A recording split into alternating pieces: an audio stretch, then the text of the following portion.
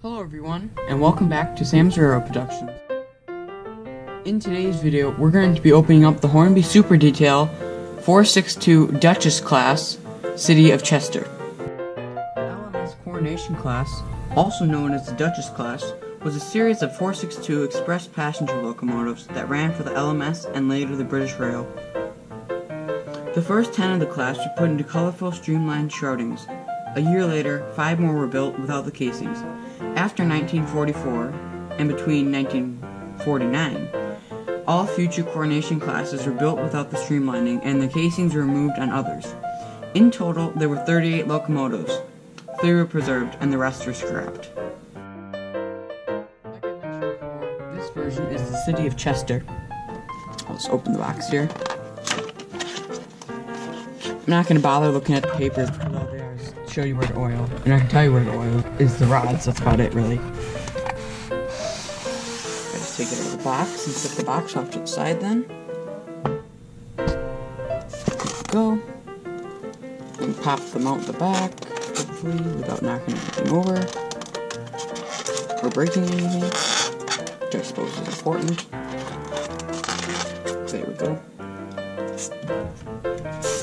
Get the tender up here. Let me get it out quick. So I don't knock anything over in there. Ah, there we go.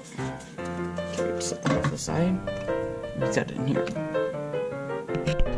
Like I mentioned before, this locomotive is a super detailed locomotive, which means that it has a lot of separately applied details, such as the City of Chester custom nameplate or etched nameplate, not custom. Separately applied handrails, the smoke deflectors, separately applied smoke deflectors, and all these intricate rod works, or valve gear and the other rods, pistons, and it also has sprung buffers on the front. Towards the front, I'm going to just move it to the front here. It has legible letters or numbers on the front of it. Well, I also want to point out that you can read this little plate over here. It says LMS. You can see that's letters, but it's a little too tiny for me. Bad eyesight. Towards the front, it has like I mentioned, legible nameplates. I mean, numbers in the front, and I believe this is meant to be like a headboard or something up here. So I may have to find one that I can put on there. Same on the other side, the little tiny nameplate. Move to the other side, it's pretty much identical to the other side. Actually, it is identical, but anyways, we can move on to the tender. Oh, also, I want to show them on the top here. You see the double smokestacks, smoke funnels, whatever you want to call them. You see the dome, and steam dome and sand dome. And then it has a separate applied whistle at the top and separately applied safety valves, or pop-off valves, whatever you want to call them. And if you look at the cab, it has separately applied rails on the back, or handrails. And then the cab interior is not, sorry, I didn't realize I was out of frame there. Separately applied handrails, and then the interior is not painted, but it still has detail on the inside. And now we can move on to the tender. Out of the shot while I look at the tender so I don't damage it at all. The tender has nice detailing with lining and a logo on the side with legible British Rail letters, or legible British Rail logo on it. It has 3 pickups on each side. Same with the locomotive, I believe all the drive wheels pick up. Has separately applied handrails on the side. Has a coupling, non coupling on the back, but a slim coupling, like it's not a big chunky one.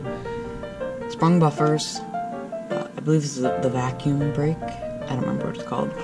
Then you have the ladder that goes up on the tender, and then you have so much like little builder's plates and whatever these these things right here are right next to those. It's like amazing how much detail you can just put into a small model. Then you have like the water hatches in there.